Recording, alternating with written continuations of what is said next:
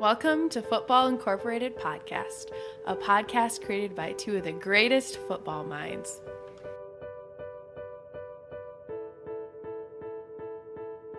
Hello, everyone, and welcome to another episode of the Football Incorporated Podcast. Once again, I am your host here, joined by Patrick Arthurs.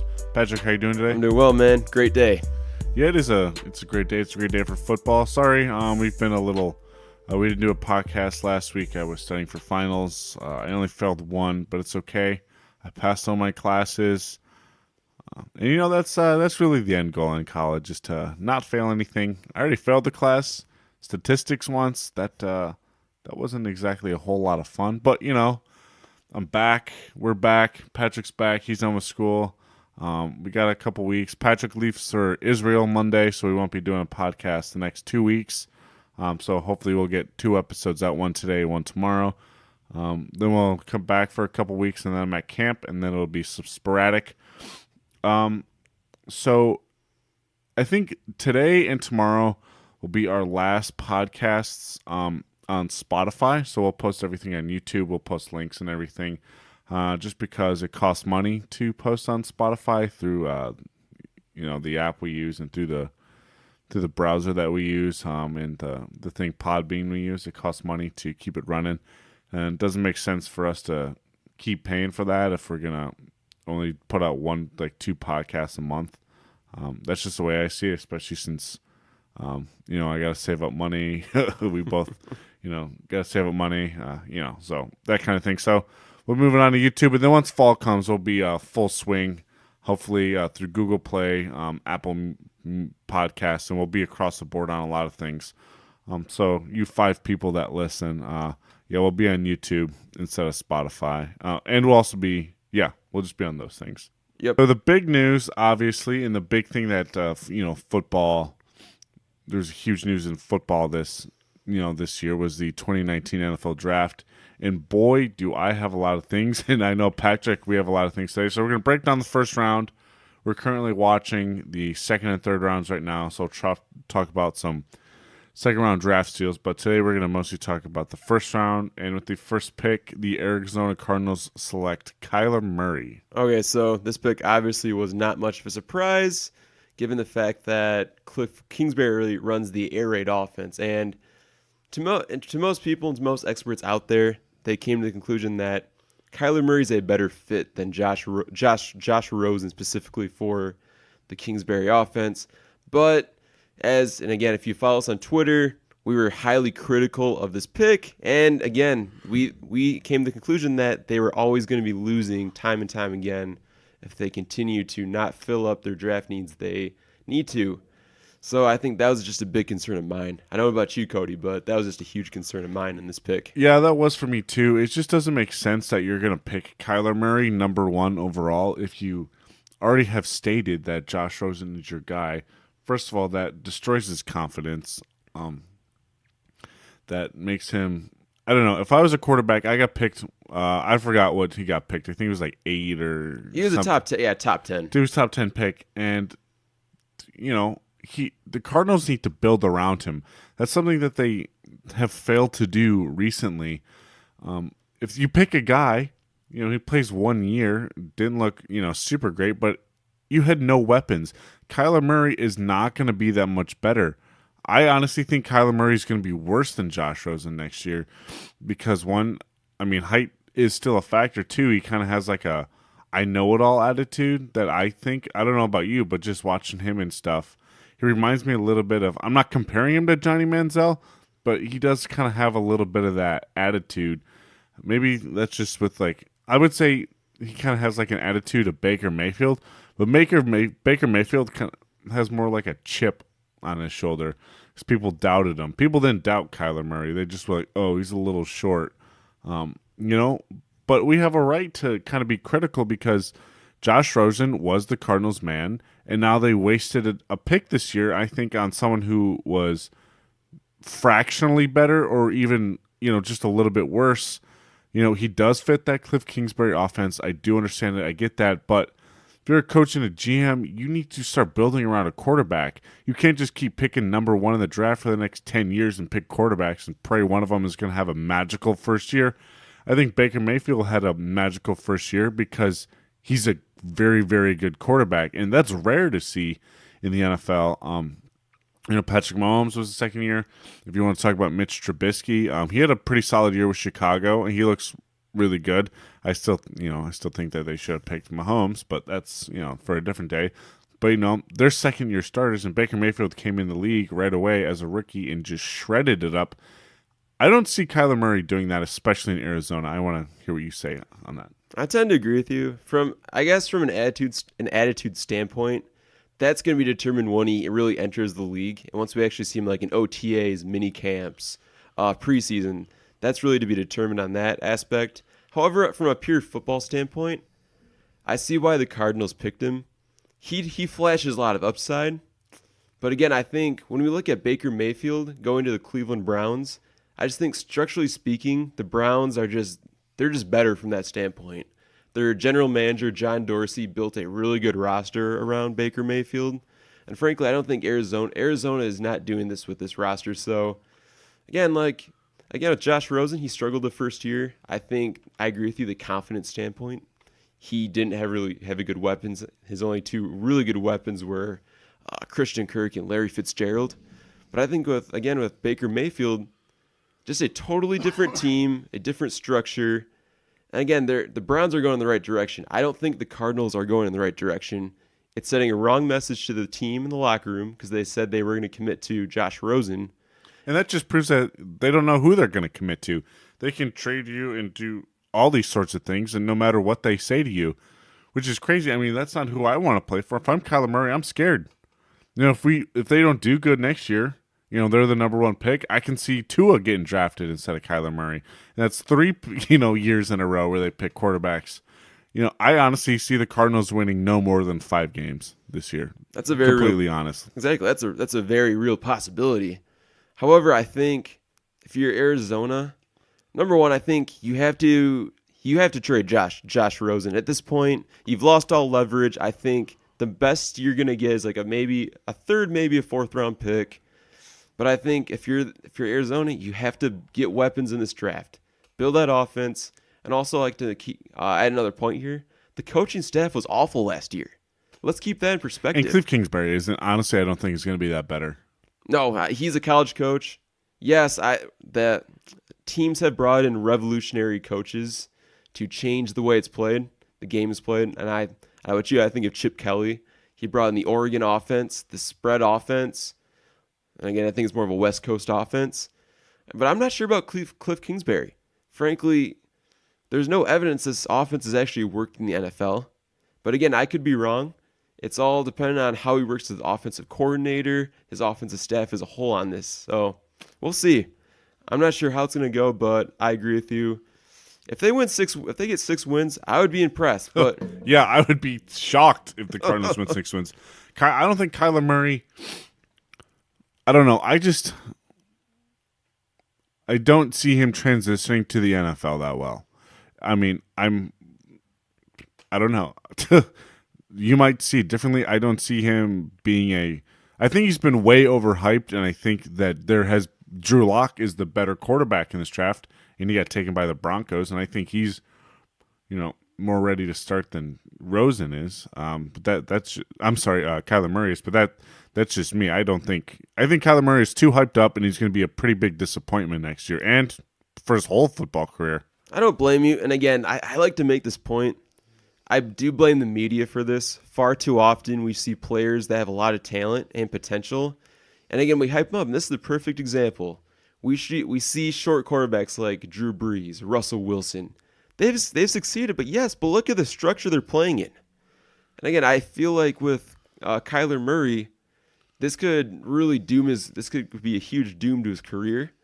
But again, I think if the Cardinals are patient with him, because again, according to ESPN, over 90% of his throws came within the pocket. So I'm not concerned that he's gonna be like an athletic quarterback that scrambles all the time. But what I'm concerned is we saw this with David Carr for the Houston Texans. He was drafted to an awful team. He lost his confidence, sacked a lot, injuries. I don't want that same thing to happen to Kyler Murray. So whether or not he succeeds, I think we're going to have to give this at least a couple years to see if it really works Yeah, and that's out. what they needed to do with Rosen. They needed to give him a couple years. The Cardinals needed to draft a defensive player. Their defense was garbage, atrocious, a trash heap, and they picked a marginally better quarterback than Josh Rosen. To me, this pick makes no sense. They should have drafted Josh Allen number 1 or Nick Bosa number 1 instead of him. And speaking of that, because we want to get through most of the teams today, we're going to move on to number 2. The San Francisco 49ers did select Nick Bosa, and that was a great pick. I'm a huge fan of Nick Bosa. I thought, in my opinion, and again, we talked about this in our first episode in our mock draft, we had Nick Bosa going number 1, frankly, because he's the best pure football player in this class. When we talk about his pass rushing skills, his use of hands is phenomenal. He has a really good skill set. And again, the concern from the combine was, well, he doesn't run a fast 40. Well, his brother Joey Bosa, he ran a slow 40. Guess what? He's a very good pass He's rusher. a beast.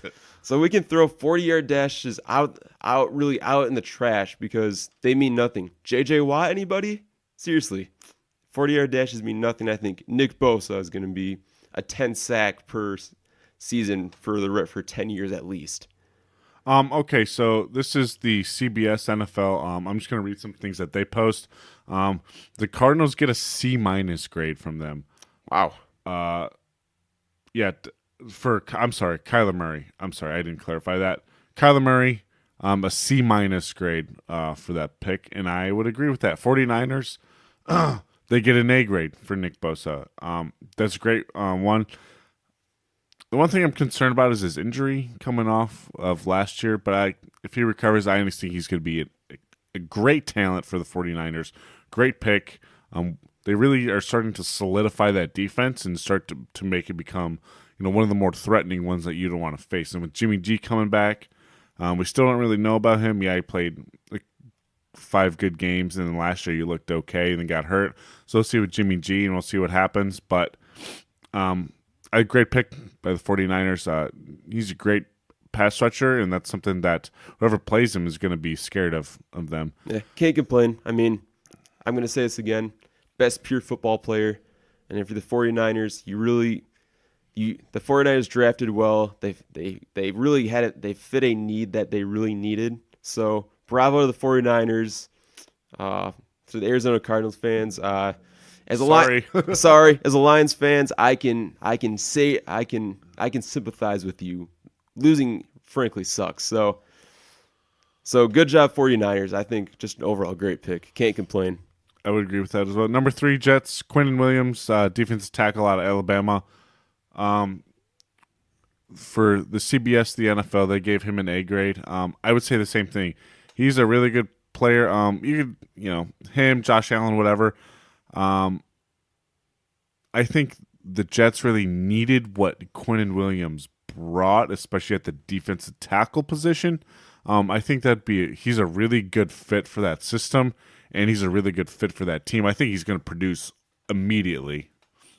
I like this pick. Personally, if Kyler Murray were not in this draft, he probably would have been in the conversation for the number 1 overall pick, if we're going to be honest. Because watching his tape, he's a beast. He's a great pass rusher inside. He can stop the run. He's very versatile. And I'd like to point out, with Greg Williams becoming the defensive coordinator for the Jets, he's going to use multiple fronts. And having a guy like Quinnen Williams, it only solidifies this defensive line. However, it would have been nice for them to get a pass rusher like Josh Allen. But with Quinnen Williams here, with number 1 pick value, you can't complain with this pick if you're a Jets fan. Yeah, I would agree. And they all looked really excited about that. But who did not look excited with their pick were the Oakland Raiders at number 4, who picked the edge rusher, Clelin Ferrell out of Clemson, one of the entire defensive Clemson line. I can get where they're coming from because he is a very good player, but I think he's just a little too inconsistent for me. If you get him and he plays spectacular, great pick, but he could be a bust too. If it's a bust, that's going to question Mayock's and Gruden's thing. I think you take Josh Allen there instead of Clelin Ferrell, but I think Josh Allen was obviously the better person, or you take a linebacker. You know, they needed a linebacker as well. You could have taken Devin White, who the Buccaneers took at 5, which we'll talk about in a second. But Clelin Ferrell, obviously a solid pass rusher. I think he can be a good fit if they allow him to be a good fit in that system. I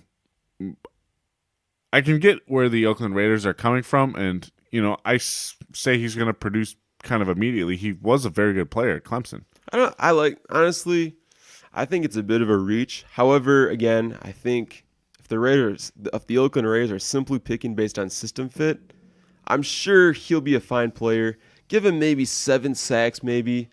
But again, if you're the Oakland Raiders, Khalil Mack had a half sack less than your entire roster.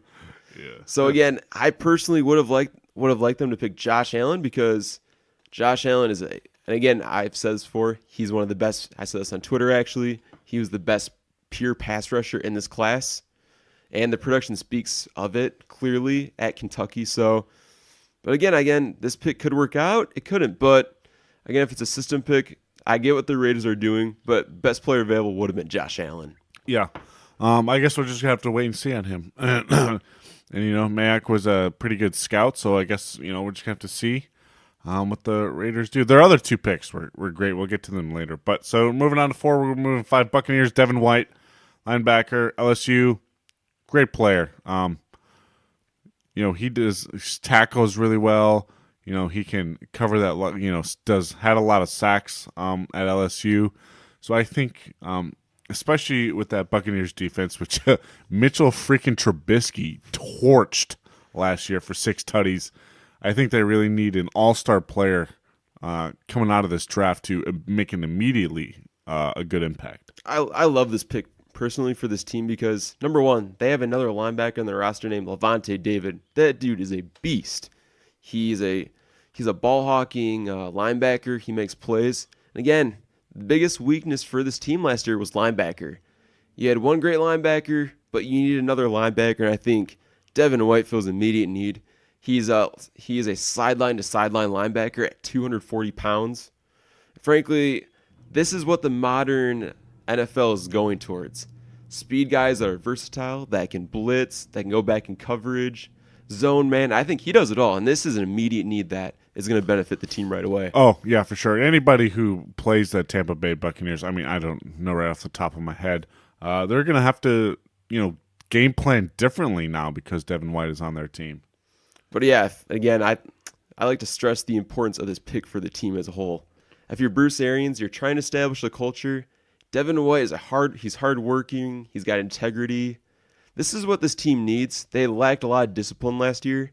He's going to be a team leader right away. So I think that's something that goes beyond the field for rosters, having character guys. He's a really good character guy as well, too.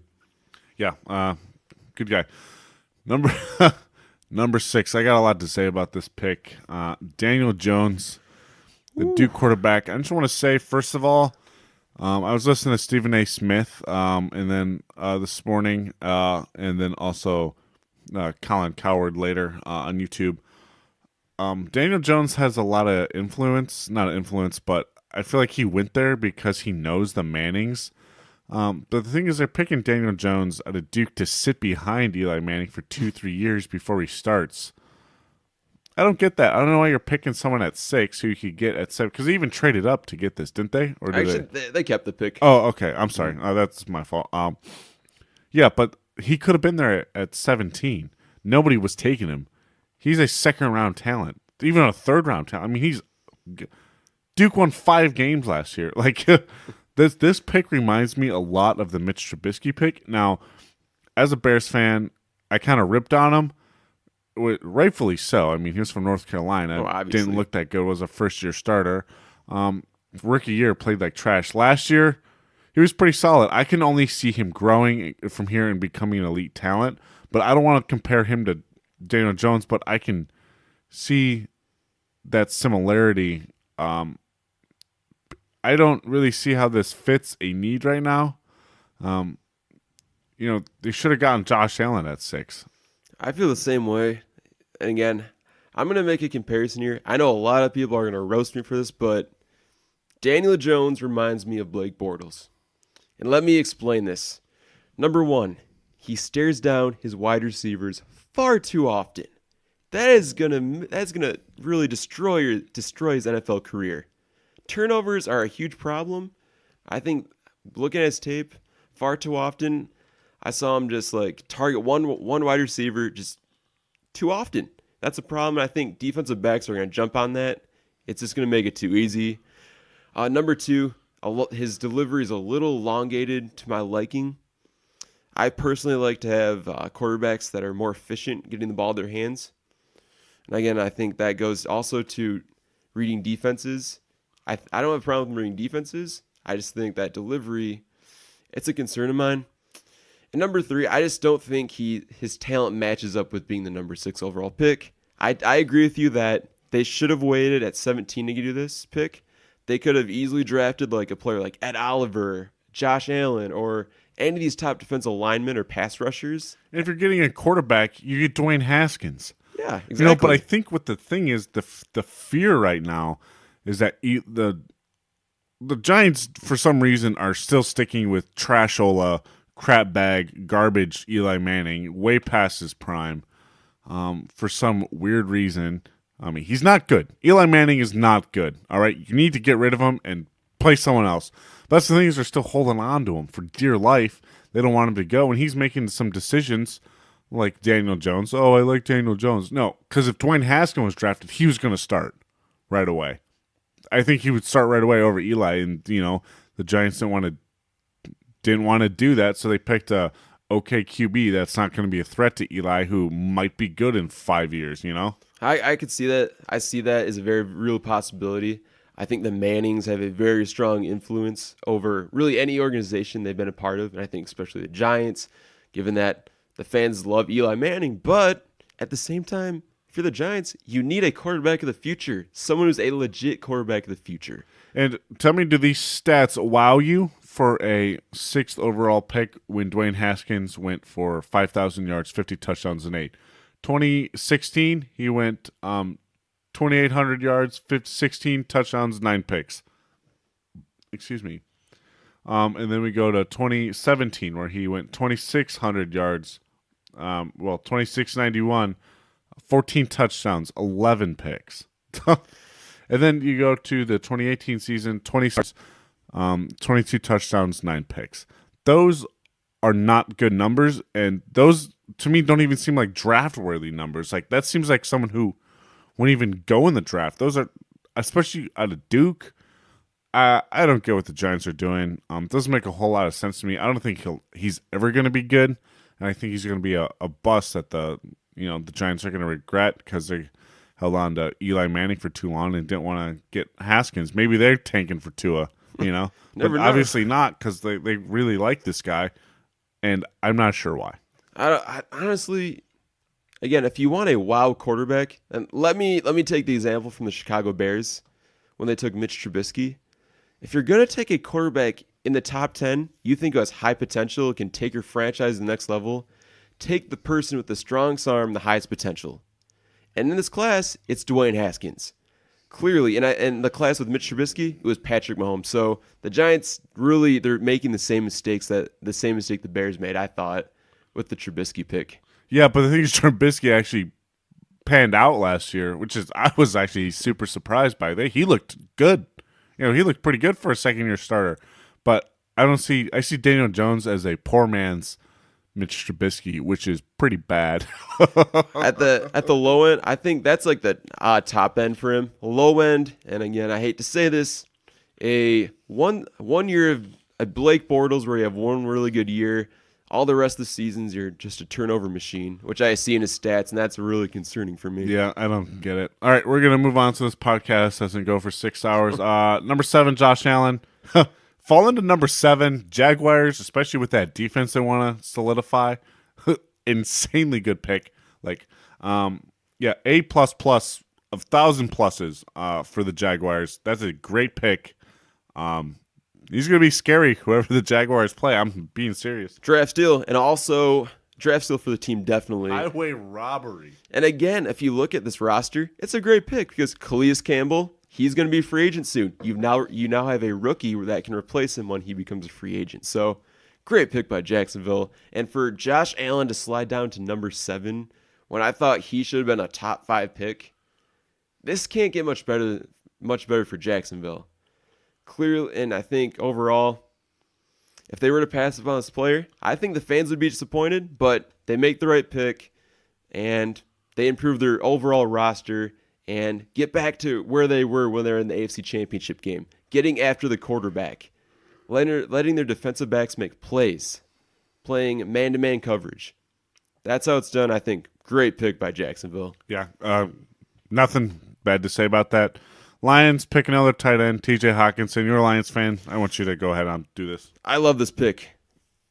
As a Lions fan, this is something that was just awful to watch last year. And I mean, if you look at the roster, let's look at their tight ends. It was Luke Wilson, our just awful tight end. Another tight end, Toilolo from the Atlanta Falcons before. No production, so this is a common sense pick. The Bob Quinn era has been really good to this point, and it's continued to have the success and bringing in players that are going to make an impact on this team. And clearly, with his combination of athleticism, blocking, he's a clear red zone threat. He's a vertical threat. It's a good pick. I'm not going to say he's Rob Gronkowski. He has similar skills to Gronkowski, but I'm going to have to see him play throughout his career to see whether or not he lives up to the hype of being a top 10 pick. Yeah, that's true. We'll have to wait and see. Bills. First of all, I just want to say a lot of great picks in this draft. Some not so great ones, but there's a lot of good defensive players, especially coming out of Clemson. So that's all I want to say is that this is a very defense-heavy draft, and I like a lot of these picks these teams are making. I think it was a really solid. So, Ed Oliver, Bills. I think he's going to be a really good talent in Buffalo. I think that's a good fit. I think that the Bills made an excellent choice here. A great grade. What do you have to say? I think great. Another great pick. There's a lot of great picks. Oh, exactly. I can't complain. This is a very defensive-heavy draft. And for the Bills to get Ed Oliver at number 9, that's a great pick. They didn't have to trade up. And I think going into the season, he was number 1 pick value preseason. Obviously, I think it dropped because he wasn't used right at Houston. But I think in the NFL, he's going to thrive because I personally think he's a defensive tackle, a 3-technique defensive tackle in the NFL. And to add to that Bills defense, I think that's really great. And I think just a great pick. I can't complain. Most of these teams in the top 10 got it so far in the top 10 have gotten it right. So I'll just leave it at there. Yeah, another great solid pick. Devin Bush. Excuse me, I have a little bit of a cold. Devin Bush, linebacker out of Michigan. Good pick because he's got Ryan Shazier. There's been a talent there missing since he got his back hurt pretty bad. Still prayers to him, for good recovery. But good pick. I think they needed him. Devin Bush out of Michigan was I think a good fit for the Steelers in that miserable dysfunction crap hole that the Pittsburgh is in right now. So what are you thinking? Good pick. I kind of have the same mindset in this pick. It was clearly a team need. Shazier's never going to play football again for them, so getting that linebacker of the future was obviously a need. So I can't complain. I'm a Michigan fan too, so I had the really opportunity to see him play a lot of his games on TV, national television. So great pick for them. I think obviously trading up, it was definitely worth it because you don't want the Cincinnati Bengals to draft him because obviously they don't have a clear linebacker to fill their needs. So just a great pick. And again, let me point this out. He possesses similar skills to Devin Bush. So I would argue both these players you could swap at each pick and you could easily justify him picking them at the spots they were picked at. So overall, I can't complain. Just a great pick. Yeah, next to the Bengals, they needed O-line help, and they got their O-line help with Jonah Williams out of Alabama, and I need to go blow my nose, so you go ahead and take this one. For the Bengals, it was obviously pretty clear that they had to make a choice here. They can either draft a quarterback of the future because they don't believe in Andy Dalton, or they can draft an draft an offensive tackle to fix their offensive line.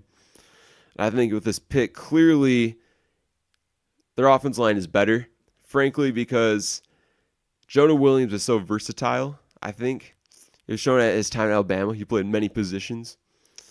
And going into the draft, many questioned whether or not he was going to be a great offensive tackle. But clearly, and obviously the concern was the arm length.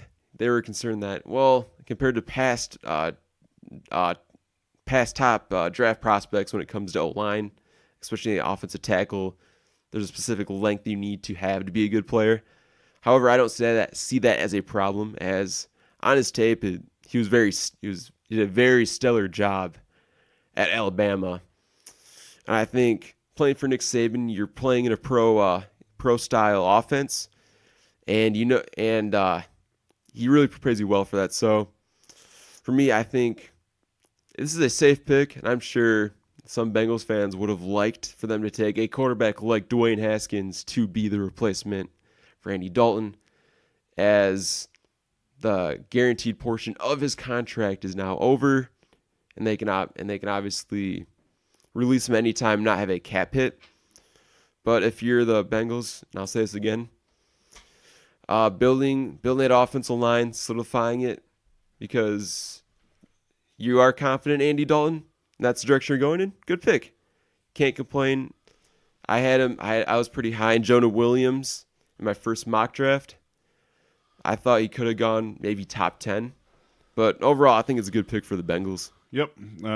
On to the Green Bay Packers, the disgusting team of the NFC North, who I despise greatly. But, I'm going to not be biased here. I don't think Rashawn Gary, he's a good player, but that shoulder is a concern. And I think he's either a great pick that's going to be a potential, future guy for that team for years, or is going to be a pretty big bust. I guess my take on this pick is the production simply doesn't match up to the talent. While he did test really well at the combine, through his 40-yard dash time, bench press, all the drills and so on, the production just did not add up to how talented he really is. Now, again, I guess it's all related to his motor. Skip Bayless pointed this out. He did not like the pick because of Rashawn Gary's motor while playing, but this could work out. It couldn't. So for Packers fans out there, be patient with him. He has potential. You just need to develop him at the right rate, and he should be fine. Yeah, I would agree with that. Dolphins, Christian Wilkinson, a good pick. I think another defensive guy out of Clemson. The NFL on CBS said that, quote, "This is my favorite pick of the entire draft." I would agree with them. I think this kid is going to be really good. Yeah, that's what I think. I think he's really good at tackling, really good at finding the ball. He's a big guy. Even though he's a big guy, he can move, So, yeah. So, my take on this, he's a versatile defensive lineman. I personally think that he might end up being the best defensive tackle in this draft, personally, because he's so versatile. Plays so many roles, and I think for the new head coach of the Dolphins, Brian Flores, this is just a great pick because it's really modeling after the Patriot way, versatility, and this is really the very definition of versatility. Yeah, I have to agree with everything you said. Good pick. We're just going to kind of roll along through here. The Falcons selected Chris Lindstrom, guard out of Boston College. They need to protect Matt Ryan. That O-line is something that needed to be assisted, and they took care of that with a guard. I think that's a solid opportunity for Matt Ryan. Hopefully he pans out to be good. If you're picking up a guard that high in the draft, I think he deserved to be up there. I think that he was picked around right where I thought he was going to be. So solid pick. I think that'll help the Falcons. If you have anything to say, yeah, pretty similar. Plug and play player. Not a huge upside, but he's very consistent. So he's a first-year starter. You get what you get with him, Yep, that's what the Falcons want. So I think with the direction they're going, I think it's a good pick. Redskins, number 15, Dwayne Haskins, quarterback out of Ohio State. Great pick. The Redskins wanted him. I think Dwayne Haskins either wanted to go to New York or D.C., and he fell to this. And, I was thinking maybe the Redskins might try and trade up to get him, but he fell right into their lap. Great pick, strongest arm I think in the draft. He can really shoot it out there. 50 touchdowns, 8 picks. That is a great number. I think he's going to be a stud in the NFL, and I think he's going to take a couple years to really mature. But I think after those couple years, he's going to be an absolute elite weapon that defenses don't want to play anymore. I agree. I think it's a great fit. Great fit with Jay Gruden's offense. He ran a West Coast offense at Ohio State. And Jay Gruden runs a West Coast offense for the Washington Redskins. So this is just a really good combination in the future. And again, as you said, I think he has elite arm talent. He can make all the throws really effortlessly. And so a great pick for Washington. And the fact is they didn't have to trade up to get him. So it fell right into their laps at 15. Great pick. Yeah, for sure. Panthers selected next. They needed to do something about that defensive edge. And they got their guy, Brian Burns, out of Florida State. He's got a lot of speed, especially with Julius Peppers now retiring. So I think because Julius Peppers, you need to replace him now, and I think this is a good replacement for him. And once again, I think he's going to be a great first-year starter, and he's going to make an immediate impact on that team. Yeah, he's a skill player. That's the direction the league is going. They're playing a lot. They're playing a lot of situational pass rushers. We saw this with the Chiefs with D Ford.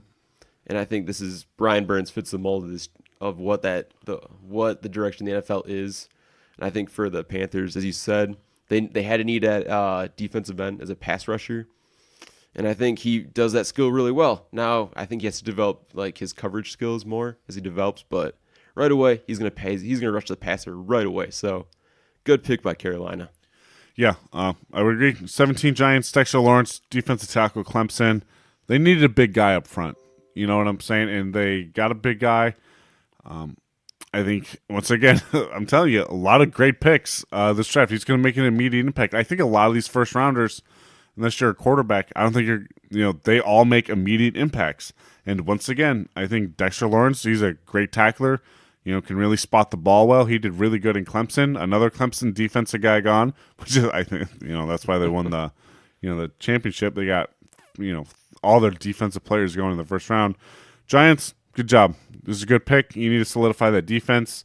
Only if you had a good rookie QB on the other side and not some trashola aging quarterback, because you're going to waste Saquon Barkley's, beginning of his career and a lot of new guys trying to, not having either Kyler Murray or I'm sorry, I forgot his name. Dwayne Haskins. So, either one of those. I think Dwayne Haskins. Even if the Giants got Drew Lock here, not here, but, if they got him, they could have picked, a rusher at the beginning and they could have gotten Drew Lock here. Oh, definitely. So, I think he is who fell to the second round. We'll talk about that later. But, yeah, good pick. Vikings center, Garrett Bradbury out of NC State. Yeah, pretty good. He's athletic. Another offensive guy. You kind of get what you get. Again, plug and play, like you said. Yep. First-year starter, good pick. I like it. We're going to move around here. Jeffrey Simmons, defensive tackle, Mississippi State. Great tape. He dominates games. Oh, he's a great player. But again, I think for those who watched the draft, it was pretty clear. There's video out there of him protecting his sister, and he was charged with assault. So that's obviously there is character concern here. But if again, he's really rebounded quite well. He was a 4.0 student, and he made the dean's list. He's made the dean's list. He graduated with honors from Mississippi State, so he's really an exemplary student. And student athlete. So I think in the right locker room, with the right structure, this kid can be a really good player. And I think the talent's there, but also injury concern. He tore his ACL while at Mississippi State during his last year. But I think with Tennessee, you have a really good structure in place. And I think they have the opportunity to unleash his true potential of what he can really be in the future. Yeah, people do dumb stuff in high school, all right? So it's high school. He's obviously matured since then. So I think he's going to be a just fine player, especially for the Titans. And it seems like Tennessee likes the guy. Noah Fant, Broncos, tight end out of Iowa. Good pick, especially since they got Drew Lock, right? Yep, they got Drew Lock. So Drew Lock second round. They have Joe Flacco as their quarterback right now. Drew Lock is going to start, I think. There's a real possibility. I mean, we've had situations like Russell Wilson and Matt Flynn. Russell Wilson outplayed him during the preseason, so that could happen. But with Noah Fant, this is just a really good pick. I think for the Broncos, you had trouble at the tight end position last year, just a plethora of injuries. But I think Noah Fant is going to be a really good tight end in this league. He has all the skills of the modern tight end that you ask of. Catch the ball, blocking.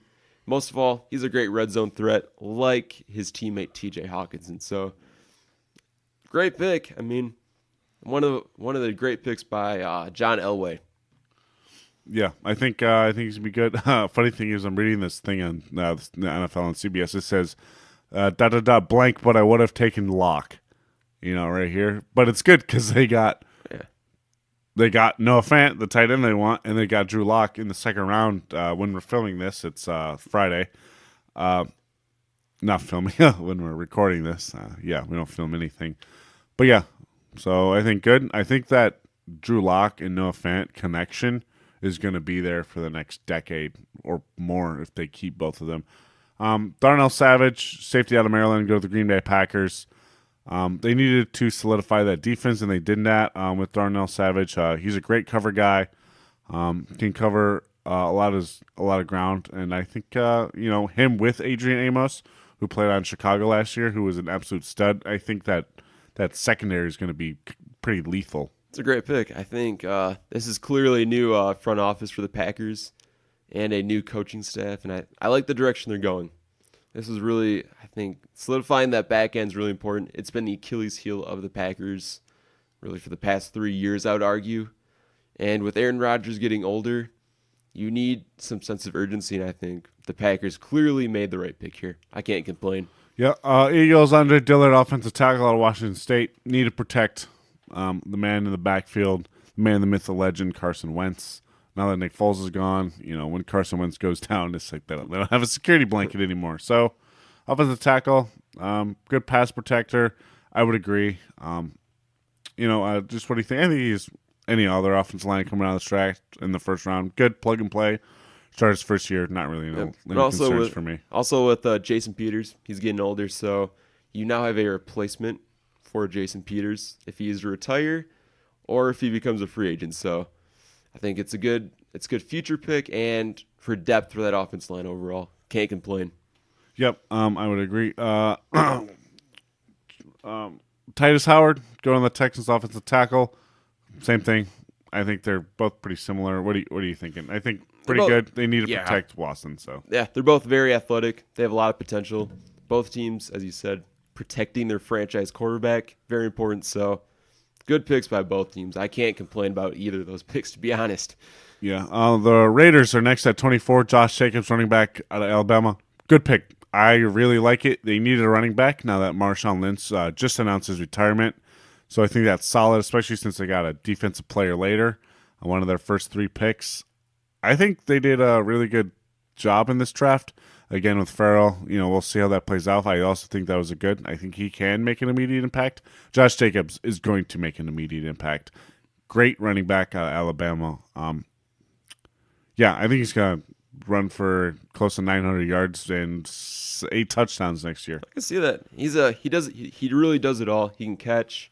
He's not the fastest running back, but again, I like to point out speed is not the most important aspect of a running back.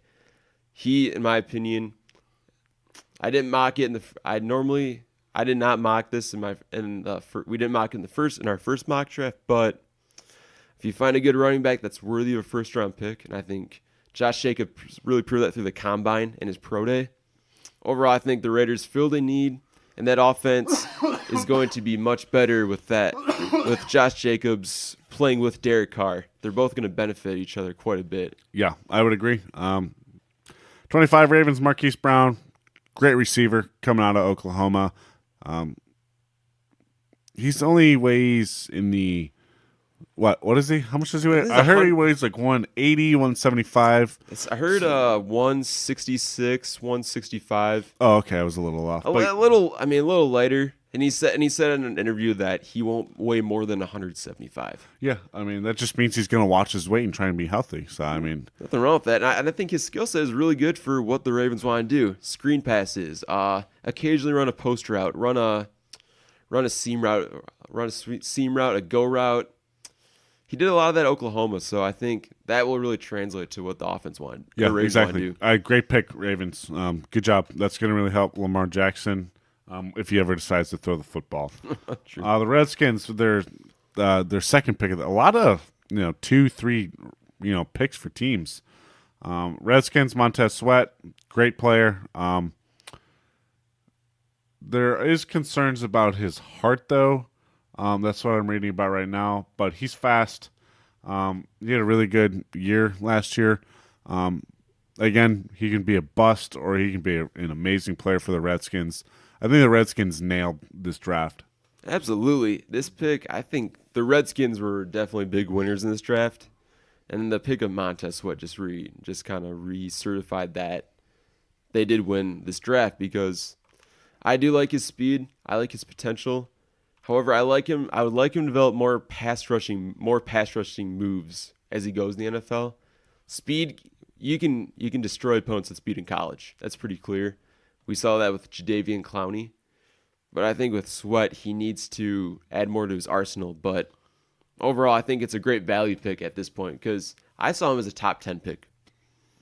Yeah, I would agree. And so this podcast doesn't run into 2 hours. I'm just going to run through these next ones. 27, Ravens select Jonathan Abrams. Their defense need to get better. Good pick. You got anything? Yeah, good pick. Can't complain. You solidify the back end of your defense. That's what they need to do.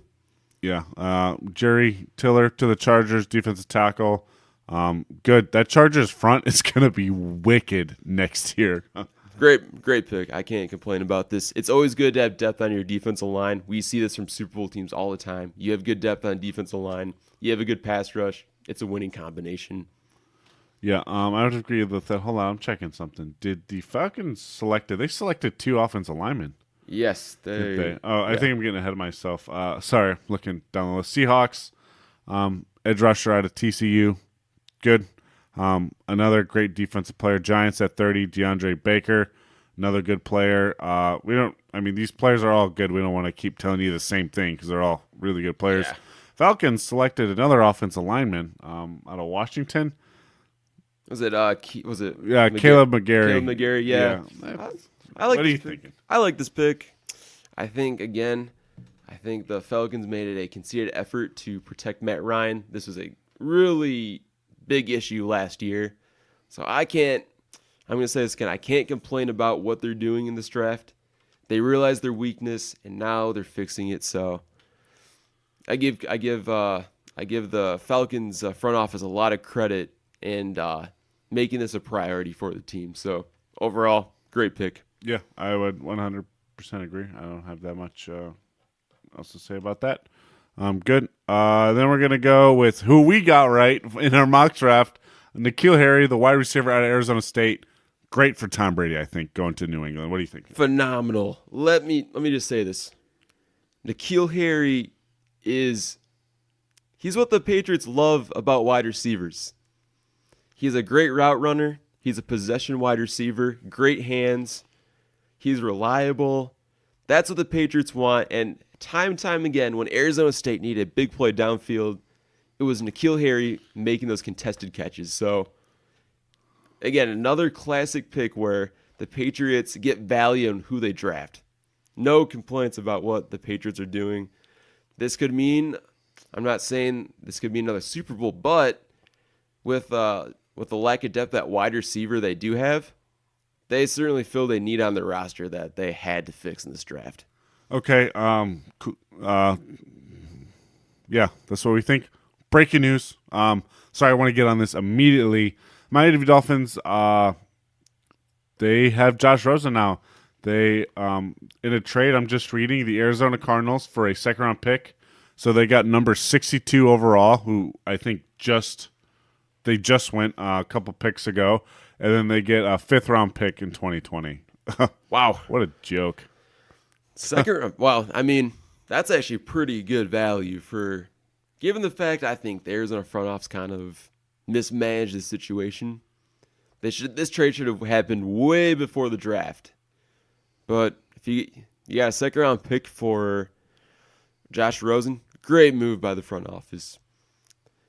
I think Josh Rosen's going to be happy to be in Miami because I don't know. I just feel like if I was in Miami, I'd be pretty happy too. Well, what does that say about do you think Josh Rosen is now they're not hashtag tanking for Tua if they think Rosen's their guy, or do they pick him because they want to tank for him? What are you thinking? I think he could. I think they want to. I think they're doing this as if he could be the quarterback of the future.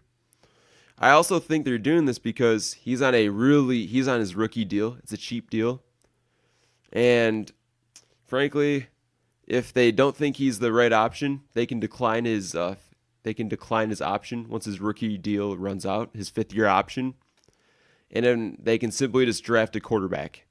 They can draft a quarterback next year, whether that's Tua, Jake Fromm, any of these quarterbacks coming out next year. So my gut instinct is, let me be clear, my gut instinct is they think he could be the future, but their backup plan is if this doesn't work out after 1 year, they can simply cut the quarterback and they can draft another quarterback next year, either meaning being a placeholder or being the future. So it could go both ways, but I feel like they want him to be the future of the franchise. Then they're not going to tank for Tua next year if they have Rosen, unless because that doesn't make sense to be. Rosen will be a journeyman quarterback 3 years in the league if they cut him and get Tua next year.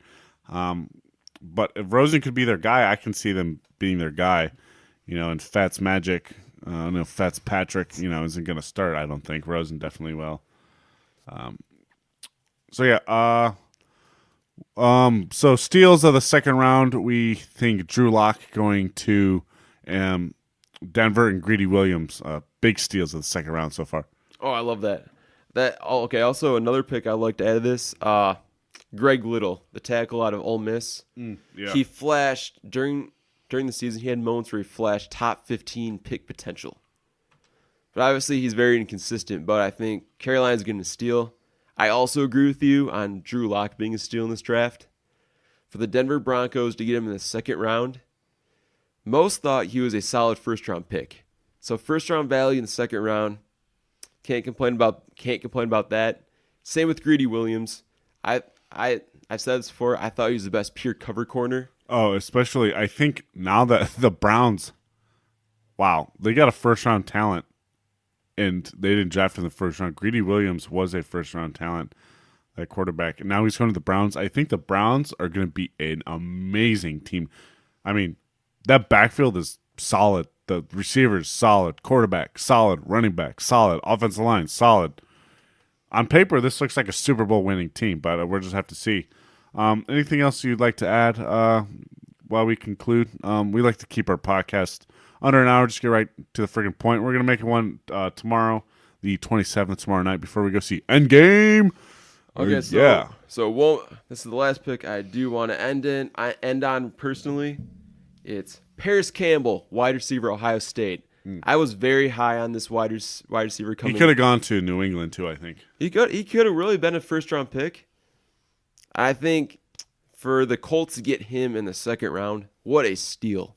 You cannot make this up for the Colts. This Chris Ballard, the GM, he's resurrected this franchise and changed it in the right direction. Bravo to the Colts. Cannot complain about that pick. Yeah, I would agree. Good pick. And that is going to be all. We're off. Tomorrow we're going to do a schedule breakdown and just anything else that comes up in the draft. We hope it'll be around, another hour-ish. So we can do that tomorrow. Thank you for listening very much. We appreciate all your support, all 15 of you who listen. We appreciate you guys so much. Thank you very much, and have a good night.